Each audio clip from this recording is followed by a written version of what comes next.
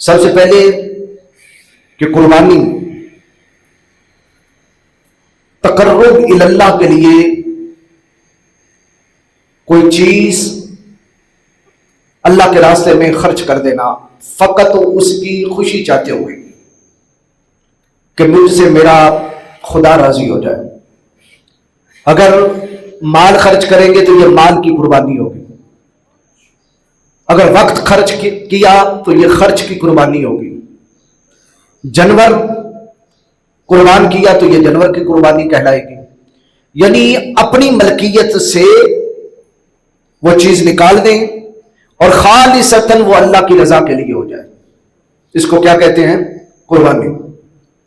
اور جانور قربان کرنا، قربانی والے دن آقا کریم جانے دو عالم صلی اللہ تعالی علیہ وسلم نے اس کے فضائل میں بیان فرمائے، ارشاد فرمایا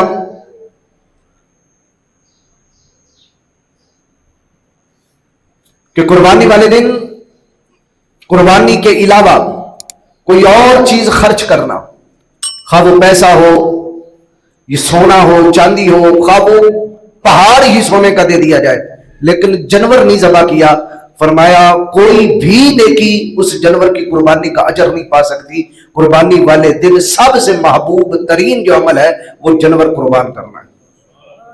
کیوں؟ اس لیے کہ یہ دن 10، 11 اور 12 ان دنوں میں بھئی احد پہاڑ جتنا بھی سونا آپ خرچ کر دیں وہ اجر نہیں ہے جو جانور کی قربانی کا ہے۔ ہزاروں غلام آزاد کر دیے لیکن وہ اجر نہیں ہے جو جانور کو قربان کرنے کا ہے۔ آخر وجہ کیا ہے؟ اس کی ریزن پیچھے کیا ہے؟ ریزن یہ ہے کہ ان دنوں کے اندر اللہ کے خلیل نے جو عمل کیا ہے رب کو بھی انہی دنوں میں وہی عمل قبول ہے۔ اور اللہ کے خلیل ابراہیم نے کیا عمل کیا؟ وہی کہ جب آپ سوئے تو خواب دیکھا کہ میں اسماعیل کو ذبح کر رہا ہوں، تو صبح آپ اپنے فرزند کو لے کر مینا کے میدان میں آئے اور فرمایا انی اذبحک فانظر ماذا تری، میں نے خواب دیکھا ہے کہ میں تجھے چھری پھیر رہا ہوں، بتا تیرا ارادہ کیا ہے؟ تو انہوں نے عرض کیا یا ابت افعل ما تؤمر ستجدنی انشاءاللہ من الصابرین، بابا جان آپ کو جو حکم ملا ہے آپ کر گزریے، انشاءاللہ اللہ نے چاہا تو مجھے آپ صبر کرنے والا پائیں گے۔ تو چونکہ اس بڑھاپے کے عالم میں ایک ہی چشم و چراغ اور بڑھاپے کا سہارا اور ادھر اس کی بھی ابھرتی ہوئی جوانی، وہ جوانی لٹانے پہ قربان ہے اور یہ بیٹا دینے پہ قربان ہے، تو فرمایا اے بندگان خدا تمہارا کوئی بھی عمل اتنا میری بارگاہ میں قبول نہیں ہوگا جتنا ابراہیم اور اسماعیل کی یاد میں کیا ہوا یہ جانور میری بارگاہ میں قبول ہو جائے گا۔ اس لیے ان دنوں کے اندر انہی جو ہے وہ اعمال کو سب سے پہلے کیا جائے۔ آقا کریم علیہ السلام کا ارشاد گرامی حضرت ام المومنین سیدہ عائشہ صدیقہ فرماتی ہیں ترمذی شریف کے اندر حدیث پاک سنن ابن ماجہ میں، فرمایا ما عمل آدمی من عمل یوم النحر احب الی اللہ من احراق الدم، کوئی عمل اللہ کی بارگاہ میں کسی آدمی کا قبول نہیں ہے، محبوب نہیں ہے جتنا محبوب قربانی والے دن جانور قربان کرنا ہے۔ انہ لیاتی یوم القیامت بقرونہا واشعارہا واظلافہا، فرمایا قربانی کا جانور قیامت کے دن اپنے سینگوں سمیت آئے گا، اپنے بالوں سمیت آئے گا اور اپنے کھروں سمیت آئے گا۔ اچھا یہ وہ چیزیں ہیں جو ہم پھینک دیتے ہیں، جانور جب ذبح کرتے ہیں صرف ہم گوشت اور جو خاص چیزیں ہوتی ہیں استعمال والی وہ رکھ لیتے ہیں، باقی ہر چیز پھینک دیتے ہیں، بال کھاتے نہیں ہیں، کھر کھاتے نہیں ہیں، سینگ کھاتے نہیں، پھینک دیتے ہیں۔ جو پھینکی ہوئی چیزیں ہیں فرمایا قیامت کے دن وہ کٹا ہوا جانور نہیں آئے گا، پورا صحیح سلامت تمہارے نامہ اعمال میں تولا جائے گا، اپنے کھروں سمیت، بالوں سمیت اور سینگوں سمیت۔ اچھا یہاں توجہ طلب ایک نکتہ ہے، جو چیزیں ہم پھینک دیتے ہیں سرکار نے ان کا ذکر کیا ہے، جو کھاتے اور اعلیٰ چیزیں ان کا ذکر کیا یہاں سے کوئی یہ اخذ کر سکتا ہے کہ کھر ہوں گے، بال ہوں گے، سینگ ہوگا پر گوشت نہیں ہوگا؟ کوئی نکال سکتا ہے یہاں سے مسئلہ؟ نہیں۔ جب کم تر چیز کا ذکر کر لیا، اعلیٰ چیز خود بخود اس کے اندر شامل ہے، ہو گئی ہے، تو اسی سے نکتہ نکلا کہ بعض اوقات جب ادنا چیزوں کی اہمیت بیان کی جاتی ہے، اعلیٰ تو پھر اعلیٰ ہوتے ہیں، ان کے مرتبے کو کون پا سکتا ہے؟ اس لیے جب قرآن نے ایک ادنا آدمی کی فضیلت کو بیان کیا، جب ادنا کی یہ شان ہے تو بتاؤ جو ادنا سے بھی اعلیٰ نبی ہوگا، نبی کی شان کیا ہوگی؟ مثلا فرمایا شہید زندہ ہے نبی زندہ ہے یہ بیان نہیں کیا، شہید زندہ ہے. شہید اعلیٰ ہوتا ہے یا نبی؟ نبی اعلیٰ ہوتا ہے. جب ادنا جو ہے وہ زندہ ہے تو مجھے بتائیں اعلیٰ زندہ نہیں ہوگا؟ جب وہ کھروں سمیت آ رہا ہوگا جانور تو کیا اس کا گوشت نہیں ہوگا، دل نہیں ہوگا، کلیجہ نہیں ہوگا، دماغ نہیں ہوگا؟ سارا کچھ ہی ہوگا. لیکن ذکر ان چیزوں کا نہیں کیا، ذکر ردی چیزوں کا کر کے بتا دیا کہ وہ ردی چیزیں بھی ساتھ ہی ہوں گی. تو جب ردی چیزیں ساتھ ہوں گی تو اعلیٰ کا کیا کہنا؟ تو بعض چیزیں ایسی ہوتی ہیں سمجھانے کے لیے ادنا چیزوں کا ذکر کیا جاتا ہے، اعلیٰ چیزوں کا ذکر نہیں کیا جاتا. لیکن اہل فہم، اہل علم سمجھ جاتے ہیں جب ادنا کی شان یہ ہے تو اعلیٰ کی شان کتنی ہوگی. اسی طرح آقا کریم علیہ الصلوۃ والسلام نے فرمایا وَإِنَّ الدَّمَ لَيَقَعُ مِنَ اللَّهِ بِمِمْكَانٍ قَبْلَ أَن يَقَعَ مِنَ الْأَرْضِ. فرمایا جب چھری پھرتی ہے جانور کی گردن پہ، اس کا خون زمین پہ بعد میں گرتا ہے، پہلے وہ خون اللہ کی بارگاہ میں پہنچ جاتا ہے. اچھا ہماری آنکھوں نے کہاں دیکھا ہے اسے؟ کہاں گرتے دیکھا ہے؟ زمین میں. حقیقت میں اسے خون کا عرش الہی میں پہنچنا ہم نے نہیں دیکھا. اتنی سپیڈ سے وہ پہنچا ہے، یہ سپیڈ مدینے والے مصطفیٰ بیان فرما رہے ہیں. وہ اس کی اندرونی کیفیت کیا ہے وہ ہم نہیں جانتے. ہم نے بظاہر خون دیکھا، چھری چلی، اچھا رک کے خون آتا ہے کہ بڑا تیزی سے نکلتا ہے؟ وہ تیزی سے نکلتا ہے، لیکن اس تیزی سے فل سپیڈ سے خون نکل کے زمین میں بعد میں پہنچا ہے، پہلے وہ زمین سے عرش الہی تک جا پہنچا ہے. تو اسے کون لے کر گیا ہے؟ یعنی وہ قبول ہو گیا. آگے فرمایا وَتِيبُوا بِهَا نَفْسًا. فرمایا بد دلی کے ساتھ اور نہ چاہتے ہوئے دل سوڑا کر کے قربانی نہ کیا کرو، بلکہ دل کھول کے اور خوشی سے کیا کرو کہ میرے مالک نے مجھ سے جانور مانگا، میں اس کے راہ میں جانور قربان کر رہا ہوں. قال اصحاب رسول اللہ صلی اللہ علیہ وسلم، زید بن ارقم کہتے ہیں یا رسول اللہ ما هذه الاضاحی. جب نبی پاک علیہ السلام نے فرمایا نا قربانیاں کرو تو صحابہ اکرام نے پوچھا یا رسول اللہ یہ قربانیاں کیا ہیں؟ کیونکہ نماز فجر آدم علیہ السلام کی یاد، ظہر ابراہیم علیہ السلام کی یاد، عصر حضرت یونس علیہ السلام کی یاد، مغرب حضرت داؤد علیہ السلام کی یاد، عشاء آقا کریم علیہ السلام کی یاد، صفا مروہ پہ دوڑنا حضرت اما ہاجرہ کی یاد، اور یہ ساری کچھ جتنی چیزیں ہم کر رہے ہوتے ہیں یہ کسی نہ کسی نبی کی یاد ہے. اللہ نے پچھلے نبیوں کی یادوں کو باقی رکھا ہے. تو یہ قربانیاں کیا ہیں؟ فرمایا سنت و ابیکم ابراہیم، یہ تمہارے ابا جی ابراہیم علیہ السلام کی سنت ہے. فما لنا فیہ یا رسول اللہ. اب اگلا سوال صحابہ نے کیا یا رسول اللہ نماز آپ نے بتائی، ساتھ اجر بھی بتایا، تلاوت بتائی اجر بتایا، حج بتایا اجر بتایا، ہر عمل کے ساتھ اجر ہے، تو قربانی کا اجر کیا ہے، ثواب کیا ہے؟ فرمایا بکل شعرۃ حسنہ.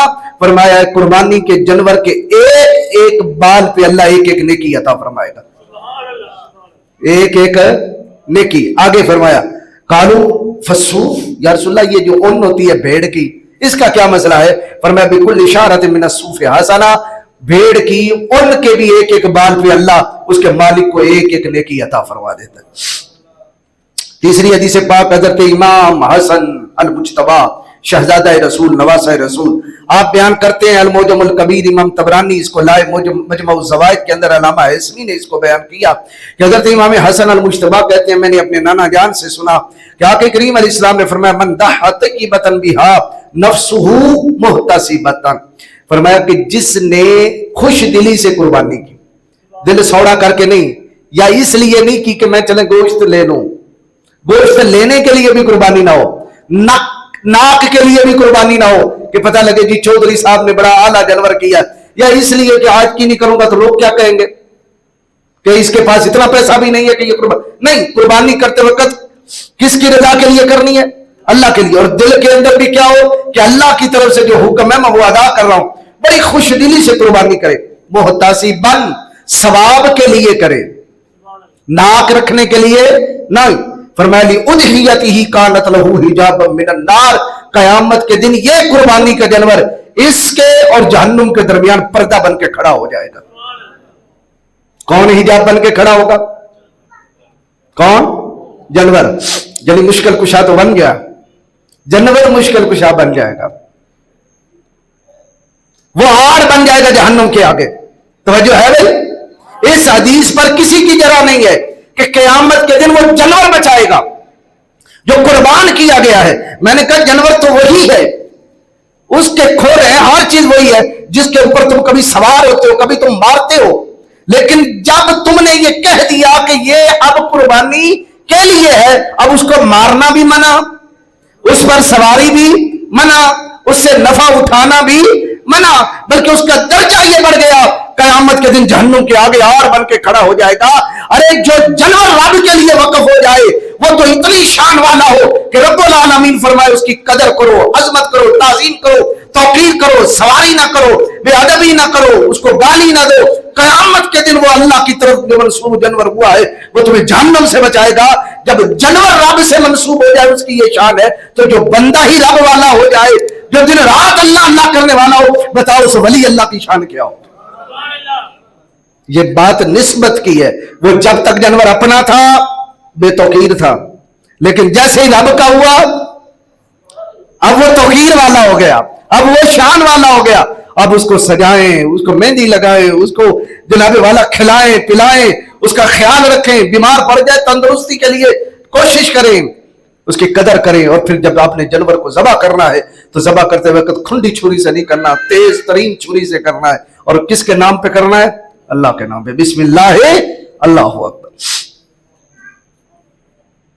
آگے ایک اور حدیث پاک میں آقا کریم علیہ السلام نے فرمایا ما انفقت الورق فی شیء احب الی اللہ من نحیر ینحر فی یوم عید، فرمایا ان 3 دنوں کے اندر تم جو بھی پیسہ اللہ کے راستے میں خرچ کرو گے اتنا پیارا نہیں ہے جتنا قربانی والے دن قربانی کا جانور رب کو پیارا ہوتا ہے۔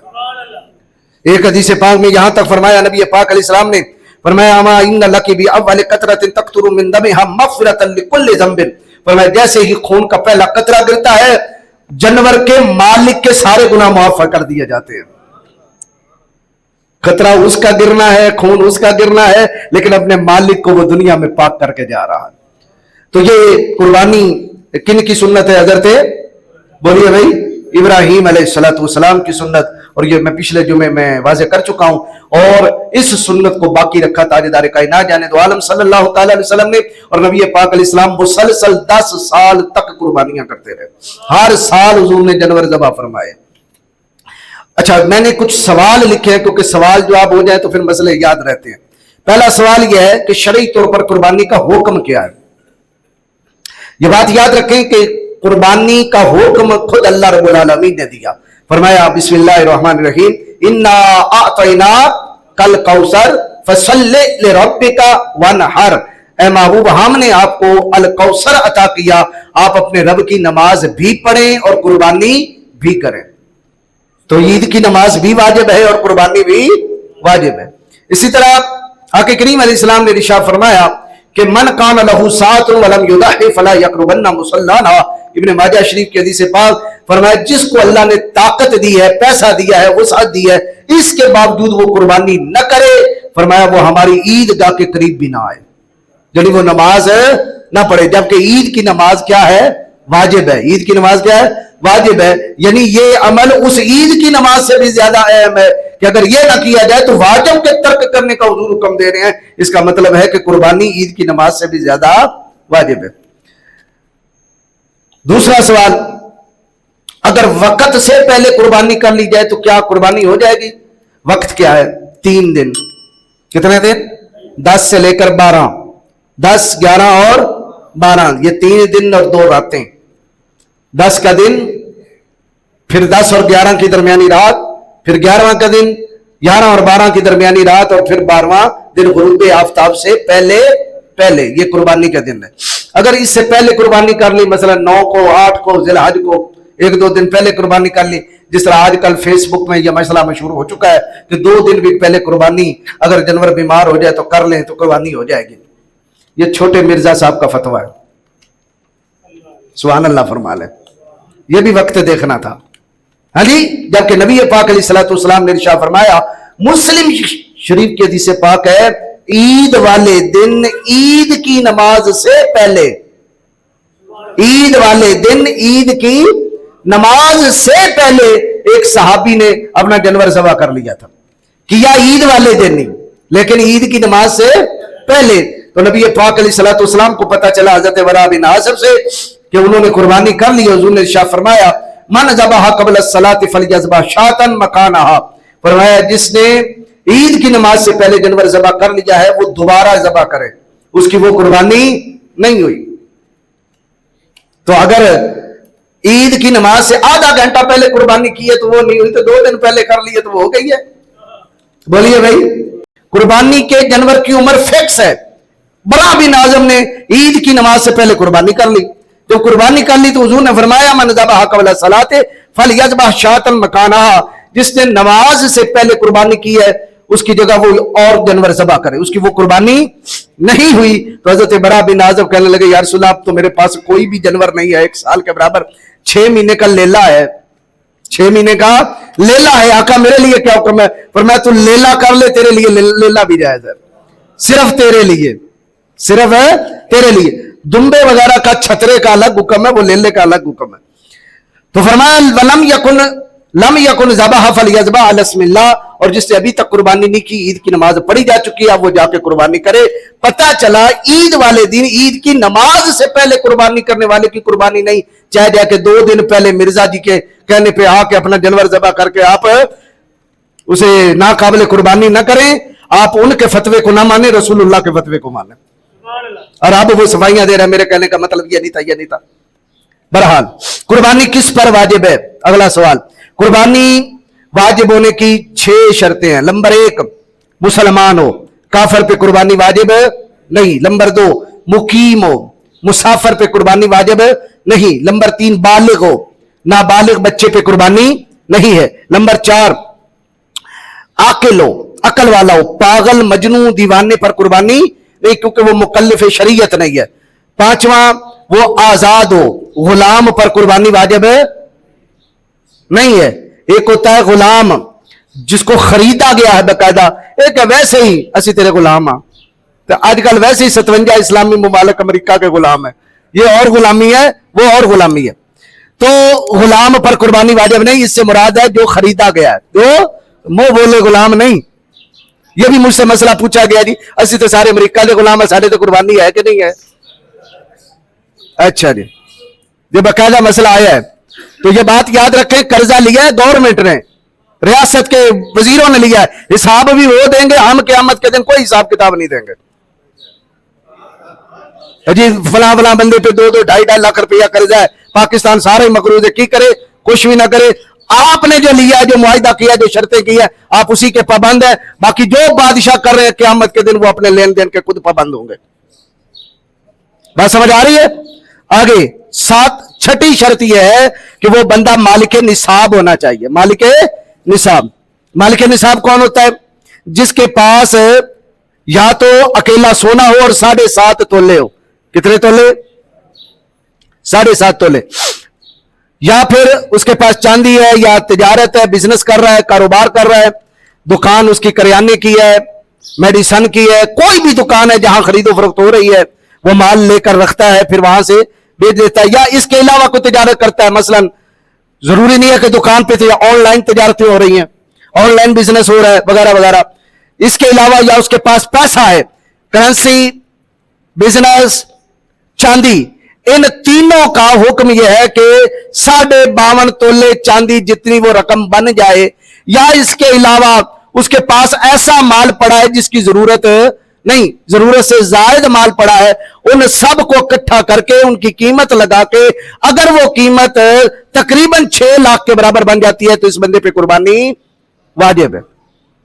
مثلا گاڑی ایک کی ضرورت ہے, 2-2 3-3 گاڑیاں رکھی ہوئی ہیں. موبائل ایک کی ضرورت ہے, 2-2 4-4 موبائل رکھے ہوئے ہیں. تو ان ساروں کی قیمتیں ڈال کے کیا ہو جائے گا؟ قربانی واجب ہو جائے گی. اسی طرح پلاٹ خالی پڑا ہے تو خالی پلاٹ ہی 6 لاکھ سے زیادہ کا قیمت ہوگا. یا زمینیں ہیں باہر, ایک تو جو رہائش ہے نا وہ, اس کے علاوہ باہر مربوں کا مالک ہے, پہلیاں ہیں, قلعے ہیں, مرلے ہیں, پلاٹ ہیں, ان سب کی قیمت 6 لاکھ سے زیادہ بن رہی ہے تو اس بندے پہ قربانی بول پہ وہ واجب ہوگی.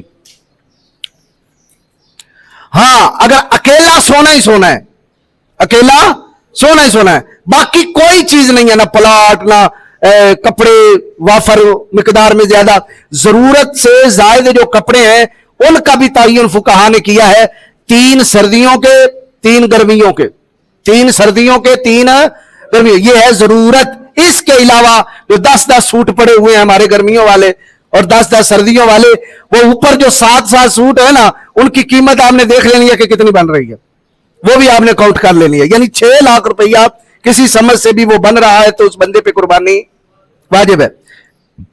अगला सवाल यह है कि घर के सारे अफराद पर कुर्बानी वाजिब है या एक बंदे पे? यह बात याद रखें, जो भी मुसलमान है और जो भी बालिग है, आकिल है, उन सब पे नमाज फर्ज है कि नहीं है?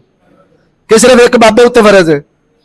और बोलो ना, सब पे फर्ज है। इसी तरह कुर्बानी जिसके अंदर जो जो शर्तें पाई जाएंगी, जिसके अंदर सारी शर्तें कुर्बानी की होंगी, अगर वो 2 अफराद हैं तो 2 पर वाजिब है, 4 अफराद हैं तो 4 पे वाजिब है, 10 अफराद हैं तो 10 पर वाजिब। यहां एक और मसला और भी सुन लें। नमाज पढ़ते वक्त बाबे ने अगर नियत की मैं नमाज पढ़ रहा हूं फजर की, तो फिर उसकी फजर होगी। मैं पढ़ने लगा हूं अपनी जोर की, अब उसकी क्या होगी? जोर की। अगर नियत की है मैं सारे घर वाले की तरफ जोर पढ़ रहे हैं, उसकी अपनी भी नहीं होगी। यही मसला कुर्बानी का है। कोई समझ आ रही है कि नहीं आ रही? बात कहते जी ये सारे घर वाले की तरफ, वो किसी एक की भी कुर्बानी नहीं होती, माज गोश्त है बस। अगर ये गनी है, साहिब शरायत है, इस पर अलहदा वो जानवर कुर्बान करना फिर जरूरी हो जाएगा। ये कुर्बानी नहीं हुई, ये गोश्त हुआ है। लिहाजा जिसका जानवर ज़बा होना है उसकी नीयत लेनी है, इरादा करना है कि ये मैं अपनी तरफ से कर रहा हूं। अगर बीवी की तरफ से करे तो बीवी से इजाजत ले कि ये मैं तुम्हारी तरफ से कर लूं, इजाजत है? वो कह दे दिया इजाजत है। उस वक्त फिर इरादा हो ये मैं किसकी तरफ से ज़बा कर रहा हूं? अपनी बीवी की तरफ से। तो जिसके पर वाजिब और फर्ज है उसका वो नाम लेगा कि मैंने इसकी तरफ से ये कुर्बानी की है। आ जाएगा, मसला आगे आ रहा है जी। यहां एक और सवाल है, एक बंदे के अंदर कुर्बानी की सारी शर्तें पाई गई, लेकिन कुर्बानी वाजिब कब होगी? कुर्बानी वाजिब होगी ईद वाले दिन। ईद वाले दिन। उसकी वजह क्या है? अगर सारी शर्तें पाई जा रही हैं, ईद वाला दिन नहीं आया और यह बंदा अमीर से गरीब हो गया, अब इस पर कुर्बानी वाजिब नहीं है। या यह बंदा गरीब ही था पर ऐन ईद वाले दिन ये अमीर हो गया, अब इस पर कुर्बानी वाजिब हो गई। अगला मसला, अगर किसी शख्स पर कर्जा हो तो क्या वो कुर्बानी करेगा? ये बात याद रखें कि जो जरूरत से ज्यादा सामान है, या पैसा है, या बिजनेस है, या चांदी है, या सोना है, वो 6 लाख से ज्यादा क्रॉस कर गया और ये साहिब निसाब बन गया है। अब देख लेना टोटल माल इसके पास कितना है और उसमें से कर्जा कितना है। अगर कर्जा निकाल कर भी बाकी बचा हुआ माल 6 लाख से ज्यादा का बन रहा है तो इस पर कुर्बानी वाजिब है। अगर 6 लाख से कम आ गया तो फिर कुर्बानी वाजिब नहीं होगी। मेरा ख्याल है कि कोई चांदी का रेट ऊपर नीचे हो रहा है।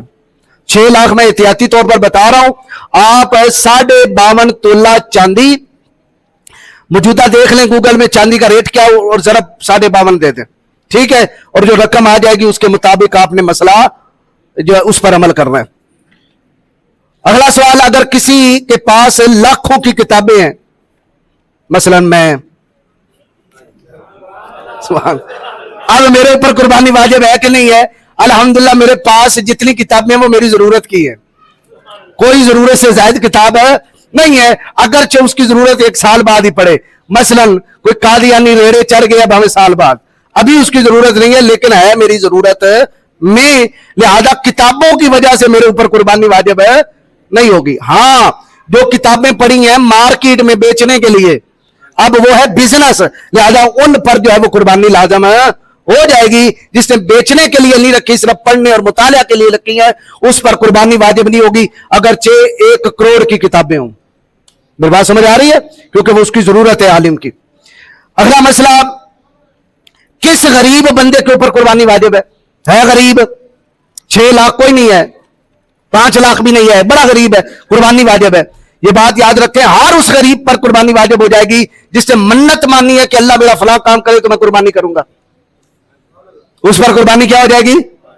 वाजिब हो जाएगी। नंबर 1। नंबर 2, शौक चढ़ गया यार कुर्बानी कर लेनी चाहिए, उसने जानवर खरीद लिया कुर्बानी की नियत से, अब इसको ज़बह करना इस पर वाजिब हो गया, इस पर ज़बह करना क्या हो गया?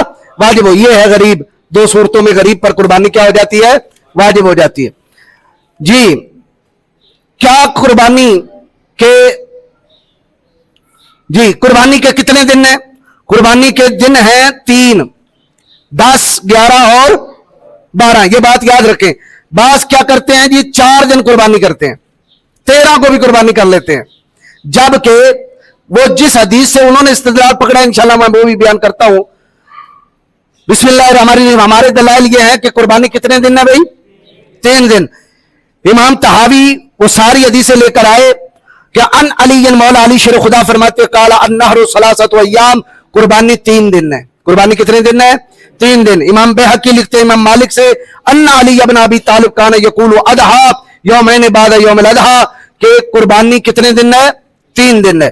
مولا علی کا ایک اور فرمان حضرت ابن حزم لے کر آیا ان علی قال النحر ثلاثۃ ایام افضلها اولها، فرمایا قربانی کے 3 دن ہیں اور ان میں افضل دن ہے پہلا دن. حضرت عبداللہ بن عمر آپ سے موتا امام مالک کے اندر ہے، آپ نے بیان کیا الاضحیٰ یومین بعد یوم الاضحیٰ، یعنی قربانی کے دن کے بعد 2 اور دن ہیں. ٹوٹل کتنے دن ہو گئے؟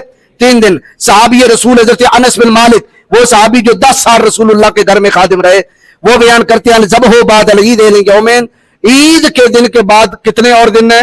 2 دن اور ہیں، یعنی ٹوٹل 3 دن. عبداللہ ابن عباس وہ صحابی جن کے بارے میں حضور نے فرمایا یا اللہ قرآن کی تفسیر کا علم عبداللہ بن عباس کو سکھا، وہ بیان کرتے ہیں احکام القرآن کے اندر ہے، فرمایا الاضحیٰ ثلاثۃ ایام، قربانی کے کتنے دن ہیں؟ 3 دن ہیں. حضرت عبداللہ بن عباس سے ہی مروی ہے النحر یومان بعد یوم النحر وافضلها یوم النحر، قربانی کے 3 دن ہے، افضل دن ہے 10 ذی الحج. کون سا؟ 10 ذی الحج. اسی طرح حضرت فاروق اعظم آپ بیان فرماتے ہیں انما النحر فی هذه ثلاثۃ ایام، قربانی کے کتنے دن ہیں؟ 3 دن ہے. یہ سارے حضرت ابو ہریرہ نے بھی یہی بیان کیا الاضحیٰ ثلاثۃ ایام، قربانی کے کتنے دن ہیں؟ 3. اب یہ کہتے ہیں 4 دن ہیں، بعض کیا کہتے ہیں کتنے دن ہیں جی؟ 4. کیا دلیل ہے جی؟ دلیل یہ ہے ہم نماز کے بعد، ہر نماز کے بعد پڑھتے ہیں اللہ اکبر لا الہ الا اللہ اللہ اکبر وللہ الحمد. یہ جو ہم پڑھتے ہیں یہ ہم 12 تک نہیں پڑھتے، 13 کی اثر تک پڑھتے ہیں. اس کا مطلب ہے کہ ایام تشریق 13 تک ہے، لہذا ایام تشریق ٹوٹل کے ٹوٹل ہی قربانی کے دن ہے، لہذا 13ویں کو بھی قربانی جائز ہے. ہاں جی، ہم کہتے ہیں کہ یہ ایام تشریق یعنی یہ نماز کے بعد اللہ اکبر پڑھنا یہ 10 سے شروع نہیں ہوتا، 9 کی فجر سے شروع ہو جاتا ہے. یہ پتہ ہے 9 کو ہی فجر پڑھتے ہی آپ نے کیا کہنا ہے؟ اللہ اکبر لا الہ الا اللہ اللہ اکبر وللہ الحمد. 9 کو بھی، 10 کو بھی، 11 کو بھی، 12 کو بھی اور 13 کی اثر تک آپ نے ان کلمات کو 3 بار پڑھنا ہے. اگر یہ سارے ایام تشریق قربانی والے دن ہو تو پھر 10 کو قربانی سٹارٹ نہ کرے، 9 کو ہی کر لیا کرے. تو ہمارے لیے حکم کیا ہے کہ تکبیر جو کہنی اللہ اکبر وہ 9 سے شروع کریں گے، 13 تک رہی قربانی وہ 10 سے لے کر 12 تک ہوگی. افضل دن کون سا ہے؟ 10، پھر 11، پھر 12. کیا رات کو قربانی کرنا جائز ہے؟ بالکل جائز ہے، لیکن لائٹیں فل ہونی چاہیے، اندھیرے میں نہیں کرنا، یہ نہ ہو جانور ذبح نہ ہو اور آپ شہید ہو جائیں. قربانی کے ایام میں شرائط کیا ہے جی؟ یہ میں نے مسئلہ بیان کر دیا، کب سے کب ہے یہ بھی بیان ہو گیا. کن کن جانوروں کی قربانی جائز ہے؟ بسم اللہ الرحمن الرحیم. وَلِكُلِّ أُمَّةٍ جَعَلْنَا مَنْسَكًا، ہر امت پر ہم نے قربانی رکھی، ہر امت کے اندر ہم نے قربانی رکھی ہے. لِيَذْكُرُوا اسْمَ اللَّهِ عَلَىٰ مَا رَزَقَهُمُ اللَّهُ مِنْ بَهِيمَةِ الْأَنْعَامِ، تاکہ ہر ایک بندہ جو ہے وہ اللہ کے دیے ہوئے رزق میں سے بہیمۃ الانعام کو ذبح کرے. کس کو ذبح کرے؟ بہیمۃ الانعام. بہیمہ کس کو کہتے ہیں؟ 4 ٹانگوں والے کو. بہیمہ کس کو کہتے ہیں؟ جس کی 4 ٹانگیں ہوں، 2 نہیں، 4 ٹانگیں ہوں، وہ کیا کہلائے گا؟ بہیمہ. اور انعام کہتے ہیں اس کو جس کو گھر میں پالا ہو. اب بتائیے کٹا 4 ٹانگوں والا ہے کہ 6 ٹانگوں والا ہے؟ اور گھر میں پلتا ہے کہ جنگل میں پلتا ہے؟ تو بہیمۃ الانعام اللہ نے کہا جس پہ بہیمۃ الانعام کی تعریف فٹ آئے گی ہر ایک کی قربانی کرنا جائز ہو جائے گا. یہ قرآن مجید فرقان حمید سے میں نے دلیل دی. اسی طرح آئیے اب سورۃ الانعام میں اب سوال یہ ہے اس کی شرح وہ کرتے ہیں جی سورہ الانعام میں اللہ نے گائے کا نام لیا ہے، کٹے کا تو لیا ہی نہیں. سمجھ آ رہی ہے؟ چلے بھی اس طرف بھی آ جاتے ہیں. تو یہ سورہ الانعام ہے 144 نمبر آیت میں اللہ رب العالمین نے ارشاد فرمایا ثمانیۃ ازواج من الضأن اثنین ومن المعز اثنین، فرمایا 8 جوڑے ہیں. کتنے جوڑے ہیں؟ 8 جوڑے ہیں. اچھا پیچھے آیت یوں گزر رہی ہے ومن الانعام حمولۃ وفرشا، فرمایا چپائیوں میں پالتو جانوروں میں کچھ ایسے ہوتے ہیں جو سواری کے کام آتے ہیں اور کچھ ایسے ہیں کہ جو بوجھ اٹھانے کے کام آتے ہیں. کلوا مما رزقکم اللہ، کھاؤ اس میں سے جو اللہ نے تمہیں رزق دیا. ولا تتبعوا خطوات الشیطان، شیطان کے راستوں کی پیروی نہ کرنا. انہ لکم عدو مبین، بے شک وہ تمہارا کھلا دشمن ہے. یہاں اللہ نے فرمایا چپائے، کس کو ذبح کرنا ہے؟ چپائے پالتو جانور، پالتو جانور. آگے بیان فرمایا ثمانیۃ ازواج، وہ 8 جوڑے ہیں. کتنے جوڑے ہیں؟ 8. نمبر 1 من الضأن اثنین، بھیڑ کے 2، نر اور مادہ، یہ 2 ہو گئے. پھر فرمایا من المعز اثنین، بکری کے 2، نر اور مادہ، یہ 2 ہو گئے. آگے ارشاد فرمایا من الابل اثنین، اونٹ کے 2، نر اور مادہ. ومن البقر اثنین، اور آگے فرمایا گائے بھی 2، نر اور مادہ. کتنے ہو گئے بھائی؟ 4. کہتے ہیں اس کے اندر وہ کٹا تو ہے نہیں، بھینس تو ہے نہیں. لغت کی ساری کتابیں اٹھائیں، الاجماع امام منذر کی اٹھائیں. آپ فرماتے ہیں شرق سے لے کے غرب تک، شمال سے لے کے جنوب تک ساری امت کا یہ متفقہ فتویٰ ہے ان جاموس من نوع البقر، فرمایا بھینس جو ہوتی ہے وہ گائے کی ایک نوع، ایک قسم ہے. جو حکم گائے کا ہے وہی بھینس کا حکم ہے. پوری امت اس میں کیا ہے؟ متفق ہے. یہ کون کہہ رہے ہیں؟ امام منذر.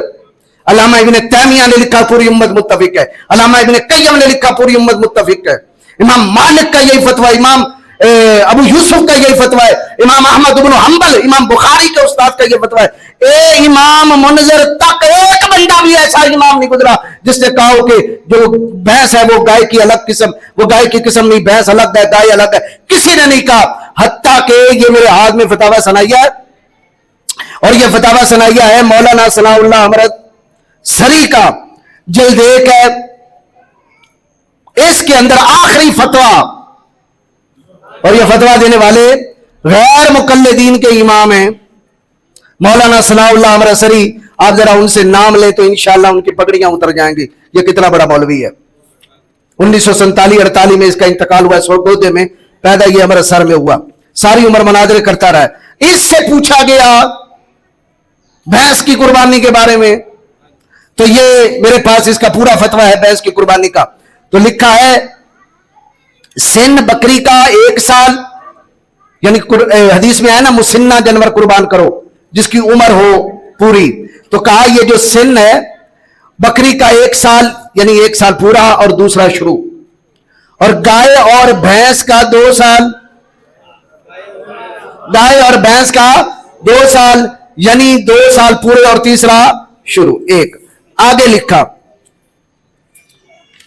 آخر میں فتویٰ پوچھا گیا بھینس کی حلت کی قرآن و حدیث سے کیا دلیل ہے، اور اس کی قربانی بھی ہو سکتی ہے یا نہیں؟ قربانی جائز ہو تو استدلال کیا ہے؟ قربانی بھینس کی جائز ہو تو استدلال کیا ہے؟ حضور سرور کائنات صلی اللہ تعالی علیہ وسلم نے خود اجازت فرمائی یا عمل صحابہ ہے؟ یہ سوال کرنے والے نے سوال کیا کہ اس کی قربانی جائز ہے یا نہیں. جواب، جہاں حرام چیزوں کی فہرست دی گئی ہے وہاں یہ الفاظ ہیں لا اجد فیما اوحی الی محرما علی طاعم یطعمہ الا ان یکون میتۃ او دما مسفوحا. ان چیزوں کے سوا جس چیز کی حرمت ثابت نہ ہو وہ حلال ہے. وہ کیا ہے؟ حلال ہے. بھینس ان حرام جانوروں میں شامل ہے نہیں. اس کے علاوہ عرب لوگ، کون لوگ؟ عرب لوگ بھینس کو گائے میں شامل سمجھتے ہیں. تو جو حکم گائے کا وہی بھینس کا. یہ کس کا فتویٰ ہے جی؟ مولانا ثناء اللہ امرت سری. اب وہ نذیر حسین محدث دہلوی کہ علم حدیث پڑھانے والا کوئی ایسا پاک و ہند کے اندر غیر مقلد اہل حدیث عالم نہیں ہے جس کی سند جو ہے اس محدث تک نہیں پہنچتی. یعنی ہندوستان کے اندر وہابیت کا بانی مولانا صاحب، انہوں نے باقاعدہ یہ جلد میرے پاس تیسری ہے 257 صفحے میں پورا فتویٰ نقل کیا. اور سن بکری کا 1 سال، یعنی 1 سال پورا اور دوسرا شروع، اور گائے اور بھینس کا 2 سال, گائے اور بھینس کا 2 سال پورے اور تیسرا شروع, اور اونٹ کا 5 سال اور چھٹا شروع, بھیڑ 1 سال سے کم کی بھی جائز ہے. آگے پھر اس نے فتویٰ دیا, کہا مسنہ ہر جانور میں سے سنا کو کہتے ہیں, اور سنا کہتے ہیں بکری میں سے جو 1 سال کا ہو اور دوسرا شروع, اور گائے بھینس میں جو 2 سال کی اور تیسرا شروع. نیچے لکھا ہے علماء نے کہا کہ مسنہ وہ ہے جس کے سامنے کے 2 بڑے دانت بڑے ہو چکے ہوں, خواہ اونٹ یا گائے یا بکری. بکری کا مسنہ وہ ہے جو دوسرے سال میں لگا ہوا ہو, اور بھیڑ اور بکری کا مسنہ وہ ہے جو 1 سال کا ہو, اور گائے سے وہ ہے جو 2 سال کا ہو, اور اونٹ سے ہے جو 5 سال کا ہو, اور بھینس گائے کے حکم میں ہے. بھینس کس کے حکم میں ہے؟ گائے کے حکم میں. آگے عربی کے اندر لکھا, یہ بھی سن لیں, لکھا ہے والی والو ابن الخمس سنین وَيُدْخَلُ فِي الْبَقَرِ الْجَامُوسِ. کہا کہ جو بھینس ہے وہ کس کے اندر داخل ہے؟ گائے کے اندر داخل ہے. جو حکم گائے کا ہے وہی.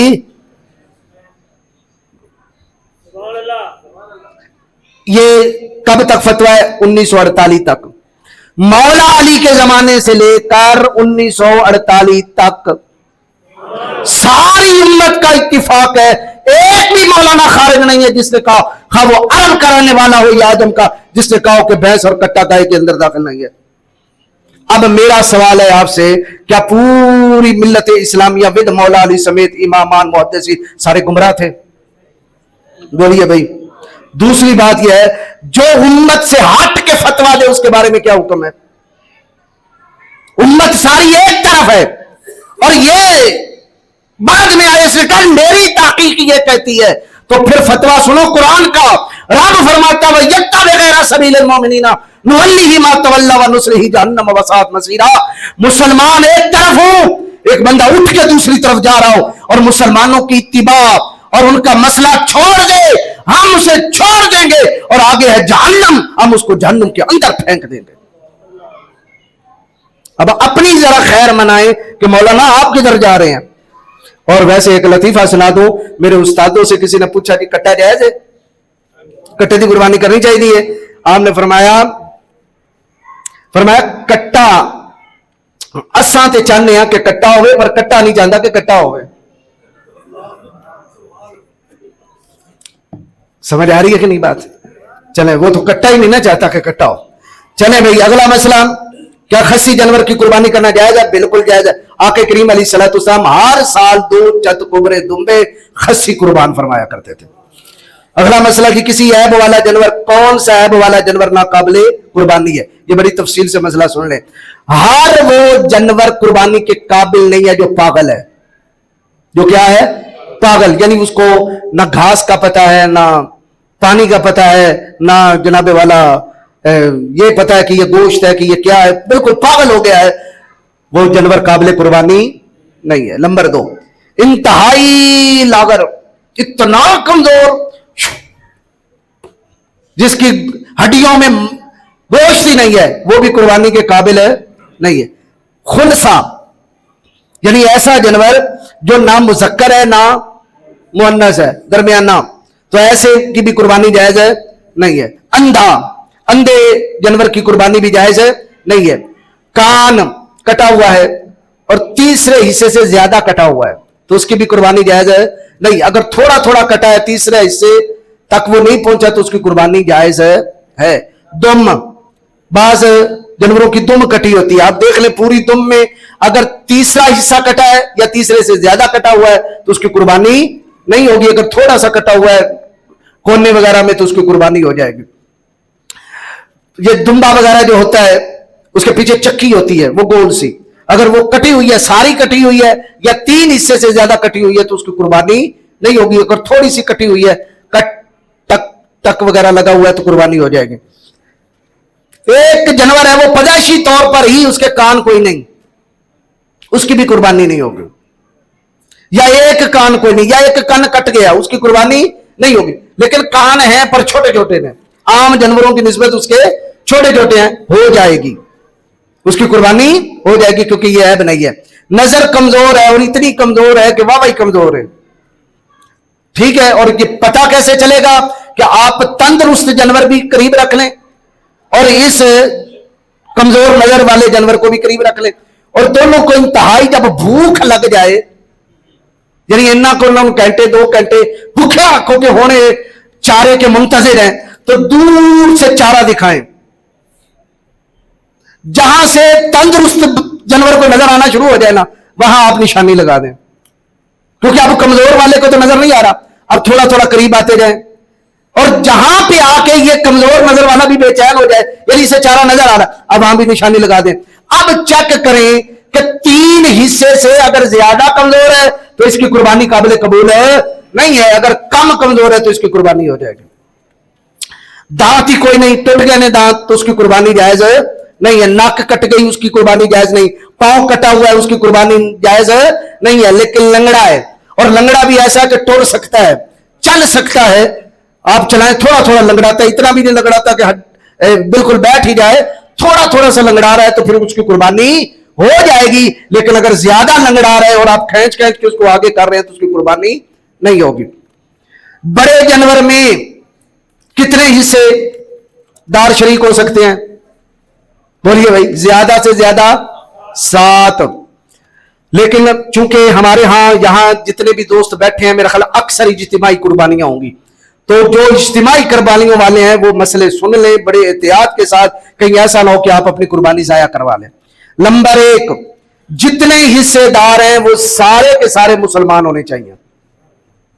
ان میں کوئی ایسا بندہ نہ ہو جو نبی پاک کی ختم نبوت کا منکر ہے, یا اہل بیت کا دشمن ہے, یا صحابہ کرام کا دشمن ہے, بد عقیدہ ہے, ورنہ اسے ایک کی وجہ سے باقی 6 افراد کی بھی قربانی نہیں ہوگی. نمبر 1. دوسری شرط یہ ہے کہ سب بندوں کی نیت تقرب اللہ ہونی چاہیے کہ میں کس کی رضا کے لیے کر رہا ہوں؟